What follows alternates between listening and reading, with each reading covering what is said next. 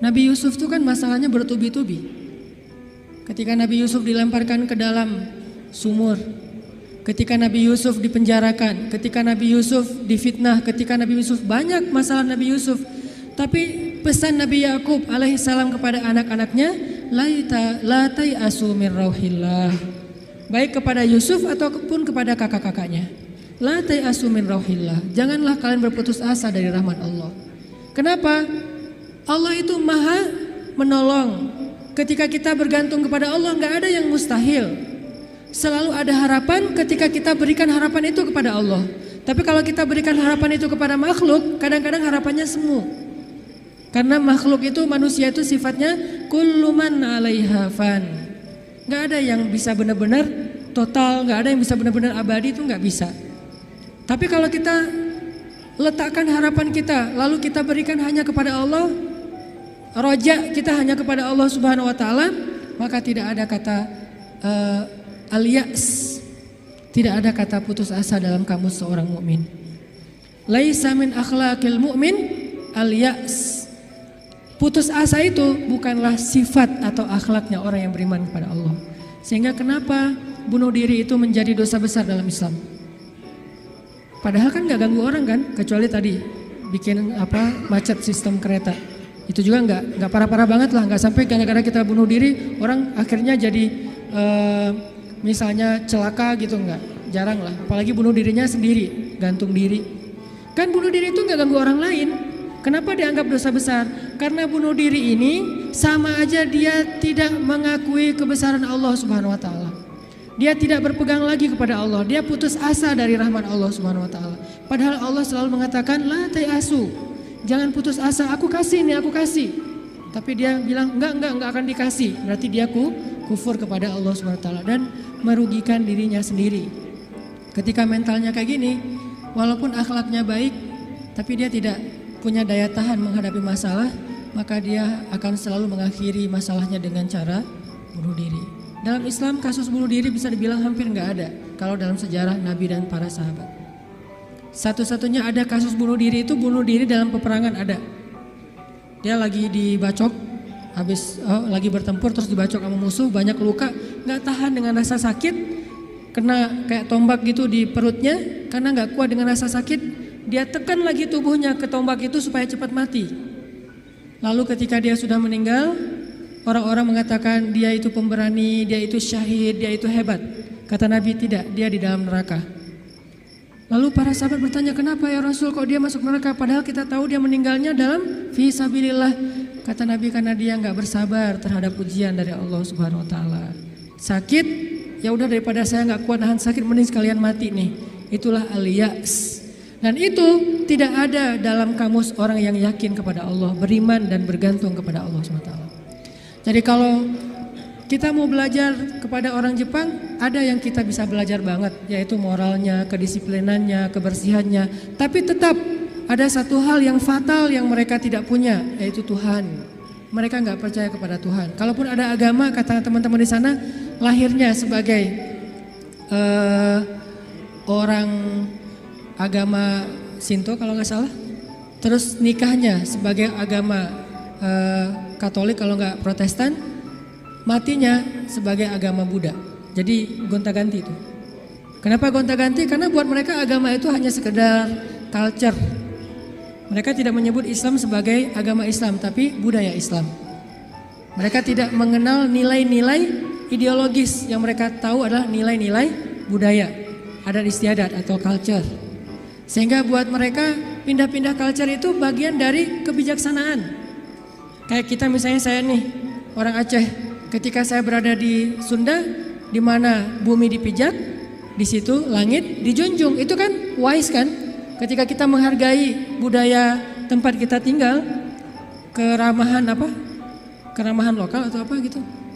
Nah ini kan apa? Kearifan lokal. Arif kan bijaksana nih. Nah karena mereka menganggap agama itu hanya sekedar culture, maka arif menurut mereka itu ketika kita bisa beradaptasi dengan semua momen-momen culture itu.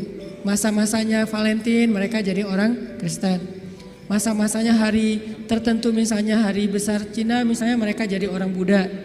Masa-masa tertentu mereka jadi orang Shinto dan segala macam. Yang nggak ada menjadi orang Muslim. Jadi karena nggak bisa dimix nih, satu-satunya yang nggak bisa dimix menurut mereka cuma culture Islam. Yang lain bisa dimix, culture Islam nggak bisa dimix sama mereka, sehingga nggak bersentuhan langsung. Ini artinya mereka melihat semua itu hanya sekedar moralitas, bukan sebuah nilai ideologis yang menguatkan mental, bukan, sekedar moralitas.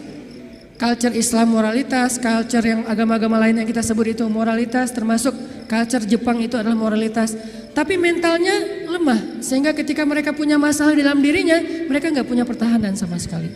Sedangkan kita melihat ad-din, melihat Islam adalah sebuah nilai yang membangun mentalitas kita. Hanya ke akhir-akhir ini kita cenderung melihat Islam itu hanya sebagai undang-undang, sebagai syariat, sehingga orang takut sama Islam. Seolah-olah kalau kita mau menegakkan Islam, yang kepikiran itu cuma kisos, yang kepikiran itu cuma cambuk. Padahal Nabi menerapkan itu juga akhir-akhir setelah mentalitasnya udah mantep nih. Setelah pemahaman agamanya udah komprehensif, setelah diedukasi, baru kemudian penutupnya adalah menyempurnakan keadilan dengan cara menegakkan hukum. Kalau ada orang yang bilang misalnya, ngapain sih Tuhan katanya pengasih tapi kok menciptakan neraka? Sebetulnya jawabannya logis banget dan sederhana kan? Karena tanpa ada surga neraka tidak ada keadilan. Kemana larinya orang-orang yang berbuat jahat dan zalim kalau tidak ada neraka? Maka kalau semuanya masuk surga, yang zalim sama yang terzalimi, lalu di mana keadilan? Kalau gitu kita mending jadi orang jahat aja, toh masuk surga juga kan? Mending kita ambil aja hak orang lain, toh nanti di akhirat juga tetap masuk surga. Kalau gitu di mana ada keadilan? Keadilan Allah itu justru menciptakan surga dan neraka. Cuman pintu surga lebih banyak daripada pintu neraka. Dan Allah selalu memberikan peluang untuk selamat dari api neraka dengan cara mengampuni dosa. Allah Maha Adil. Allah gak mengatakan kalau udah cap neraka udah gak akan lagi berubah. Enggak. Kalau kamu buat dosa sekali gak akan diampuni, pasti masuk neraka. Enggak. Disitulah Maha Rahman. Selain Allah Adil, Allah juga Rahim, Rahman, Rauf, apalagi banyak sifat-sifat Halim. Allah menciptakan keadilan dengan adanya surga, adanya neraka. Tetapi Allah selain adil, Allah juga Maha Pengasih. Dengan apa? Kalau ada yang berbuat dosa, nggak langsung dihukum sama Allah. Kita sering buat dosa, emangnya langsung dihukum? Enggak. Kadang-kadang memang Allah langsung negur, tapi bukan hukuman. Karena kalau dihukum harusnya lebih dari itu. Kalau ditegur, karena kadang-kadang kita nggak sadar dengan cara-cara yang baik. Allah kasih sedikit, ada cemeti sedikit, biar kita dicambuk sedikit, ditoel dikit ya. Biar kita sadar. Supaya apa biar kita sadar? Biar dengan kesadaran itu kita menjadi lebih baik, lebih bermanfaat, lebih berkualitas hidupnya. Allah nggak langsung menghukum kita. Kalau Allah mau menghukum kita dengan dosa kita, kayaknya kita nggak ada yang berada di sini sekarang nih. Udah celaka dari dulu-dulu juga. Sekali kita minum, sekali kita narkoba, sekali kita berzina, sekali kita membunuh, sekali kita mengambil hak orang lain, udah langsung celaka. Kenapa masih bisa hidup? Kenapa masih bisa berada di masjid? Dan ini keistimewaan yang Allah kasih kepada kita. Orang yang sering nyakitin Allah masih diundang ke rumah Allah. Kan Allah baik banget tuh. Coba kita, ada yang sering nyakitin kita, mau diundang ke rumah kita? Di telepon aja kita reject terus, kalau perlu di blok, gak bisa nelpon lagi, unfollow segala macam, left group. Allah kita sakitin berkali-kali, kita cuekin, kita selingkuhin dalam bahasa kita mah ya. Gimana selingkuhin? Selingkuhin akidah. Kita bilang percaya sama Allah tapi kita jalan sama yang lain. Kita bilang inna sholati wa nusuki wa mahyaya wa mamati lillahi rabbil alamin. Itu kan sama aja kayak seorang cowok bilang ke cewek, aku gak bisa hidup tanpa kamu. Iya kamu, kan dikatakan inna sholati wa nusuki wa mahyaya wa mamati lillah, iya lillah gitu kan. Tapi kenyataannya kita merasa seolah-olah Allah gak lihat, kita jalan sama yang lain. Allah tahu? Tahu banget. Kalau perempuan mungkin gak tahu kita jalan sama yang lain. Ketika nanti dia tahu, akhirnya dia shock, panik, dia luar biasa tersakiti. Tapi kalau Allah, setiap kita jalan sama yang lain tuh Allah ngelihat. Kita dekat sama yang lain, ke Allahnya enggak. Lah, yang kasih rezeki kan saya. Kenapa kamu terima kasihnya ke dia? Yang memelihara kamu kan saya. Kenapa kamu baiknya ke dia? Kok saya enggak berbuat baik kepada hamba Allah? Allah senang. Tapi kenapa kepada Allah enggak? Ini agak-agak kurang fair nih. Ke makhluk yang gak berjasa kita jadi baik. Ke Allah yang maha berjasa kita cuek. Malah kita menuduh Allah dengan tuduhan-tuduhan yang gak pantas. Ngerasa Allah gak penting dalam hidup kita. Kalau Allah nggak sabar, makanya Allah itu sabur. Apa arti sabur? Sabar banget. Allah itu sami. Apa arti sami? Dengar curhat banget lah. Kita pasti nggak kuat dengar curhat teman-teman kita. Bayangin kalau yang curhat ke kita itu ada puluhan orang, kan stres juga tuh setiap hari. Allah dicurhatin miliaran orang setiap hari coba. Bukan miliaran orang, miliaran makhluk, semuanya curhat kepada Allah. Yas'aluhu man fis samawati wal ardh. Semua yang ada di langit dan di bumi curhat kepada Allah. Tapi Allah mendengar semua curhat mereka seolah-olah mereka itu cuma satu orang doang gitu. Dan baru pertama kali curhat, akhirnya Allah mendengarnya tuh sami'un. Betah banget ngedengerin curhatnya. Betah banget Allah dengar curhat kita, nggak pernah. Kan kamu udah kemarin curhat, giliran atau dengan yang lain? Enggak kan? Kita berdoa setiap hari, kan udah kemarin giliran. Soalnya yang berdoa itu banyak loh. Kita di DM aja, di Japri aja kadang-kadang bete juga nih kalau udah dijawab sekali terus nanya lagi karena banyak banget yang bertanya. Kan agak capek tuh makhluk. Makanya kita nggak disebut sami'ud, tapi kita sami'un. Allah sami'un, kita sami'un. Apa bedanya? Kalau sami'un senang mendengar, tapi tetap ada batasnya. Kalau sami'un pendengar banget, betah banget ngedengerin, gak ada batasnya, gak pernah Allah capek mendengar curhat kita. Lagian kadang-kadang kita yang dicurhatin ke Allah itu masalahnya itu juga belum selesai. Allah gak pernah bilang belum selesai juga masalah yang kemarin, gak pernah Allah ngomong gitu. Kayak berlarut-larut kamu teh masalah gak beres-beres, Allah gak pernah ngomong kayak gitu kan. Tetap aja hambaku ada apa, Allah mendengar.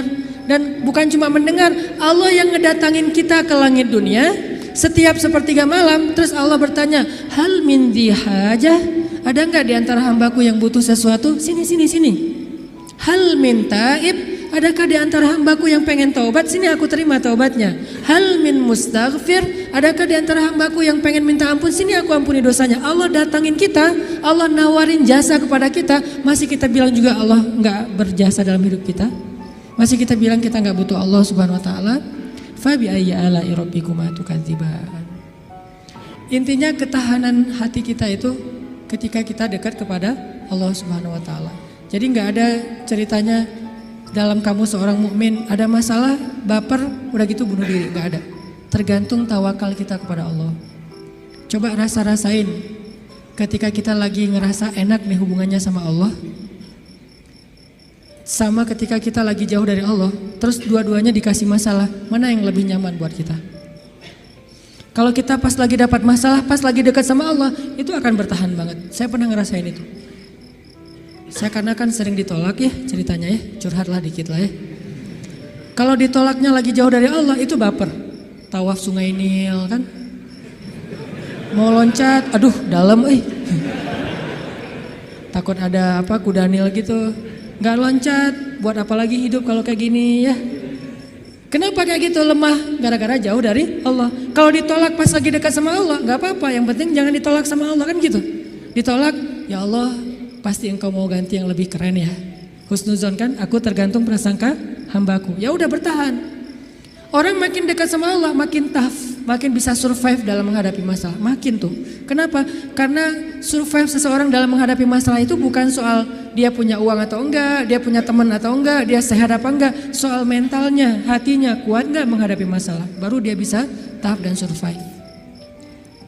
Ada orang yang secara fasilitas hidup udah nyaman, kenapa masih bunuh diri? Termasuk tadi tuh, di Jepang itu kan jaminan sosial tinggi banget ya, luar biasa ya. Sampai ada teman saya bukan hanya berlaku untuk warga Jepang, untuk warga asing yang kerja di Jepang tetap dapat jaminan sosial karena pajaknya tinggi. Ada teman saya yang ngelahirin, setelah dia nikah hamil lahir, itu anak biaya ngelahirinnya ditanggung pemerintah, terus ibunya boleh cuti selama 6 bulan, tapi tetap dapat gaji full setiap bulan. Cuti 6 bulan, gaji fullnya setiap bulan, ditambah lagi dengan bonus karena udah punya anak. Dikasih bonus, jadi punya anak dikasih bonus. Makanya di sana tuh kayaknya orang menikah itu semangat ya, nggak pengen istiqomah jomblo lah ya. Karena jomblo nggak ada bonus di sana. Begitu nikah dapat bonus, begitu punya anak dapat bonus. Tapi ada batasannya, anak nggak boleh banyak-banyak juga. Makin nambah anak, makin nambah pajak. Jaminan sosialnya tuh tinggi. Tapi kenapa kok malah gampang putus asa? Padahal secara fasilitas hidup sudah tercukupi, mental. Mungkin secara etika keren lah, pokoknya ngacung jempol pokoknya. Tapi kalau mentalnya lemah, kosong, ada yang gersang di dalam hatinya karena tidak diisi dengan kata Allah di dalam hati mereka. Di satu sisi kita perlu belajar kepada mereka, di sisi yang lain mereka perlu belajar kepada mukmin. Salah satunya mukmin di Indonesia. Ketika kita jauh dari Allah, mulai naik tingkat kriminal, mulai naik tingkat bunuh diri, mulai banyak orang yang putus asa, mulai banyak orang yang mengeluh, terjadilah krisis sosial. Itu ketika jauh dari Allah. Sejak kapan dalam persepsi kita miskin itu masalah? Di zaman Nabi miskin itu bukan masalah. Masalah itu fakir, bukan miskin. Di zaman Nabi malah berdoa jadi pengen jadi orang miskin. Ya Allah, hidupkan saya sebagai orang miskin, matikan saya sebagai orang miskin, bangkitkan saya bersama orang miskin. Nabi itu cuma bilang hampir-hampir kefakiran itu menyebabkan orang kufur. Itu teks hadisnya, kadal fakru ayyakuna kufran, bukan miskin jadi kufur. Nggak ada teks kayak gitu. Terjemahan kita yang keliru. Orang miskin itu dekat dengan kekufuran. Nggak ada teks hadis kayak gitu. Yang ada fakir dekat dengan kekufuran. Terus apa bedanya miskin dengan fakir? Miskin itu kurang harta, kalau fakir itu kurang syukur. Makanya Nabi dalam konteks miskin malah berdoa pengen jadi orang miskin supaya hisabnya gampang. Tapi kalau dalam konteks fakir, Nabi malah bertauz, Allahumma inni a'udzubika minal fakri. Ya Allah, aku berlindung kepadamu dari kefakiran. Maksud kefakiran di dalam doa Nabi itu bukan kurang harta, tapi kurang syukur, kurang qanaah dengan apa yang diberikan Allah Subhanahu wa taala. Mental. Makanya salah satu misi Allah menurunkan Islam, mengutus Nabi Muhammad SAW itu adalah membangun mentalitas manusia yang kita sebut dengan mukmin muslim. Mentalnya yang dibangun, sehingga dengan mental itu lahirlah kebaikan-kebaikan yang sifatnya moral, kebaikan yang sifatnya akhlak, kebaikan yang sifatnya ritual, ibadah, tapi semuanya berawal dari mental. Termasuk sabar, mental. Yang menyebabkan seseorang gak gampang panik, mentalnya. Dan mental itu tergantung keyakinan dia kepada Allah Subhanahu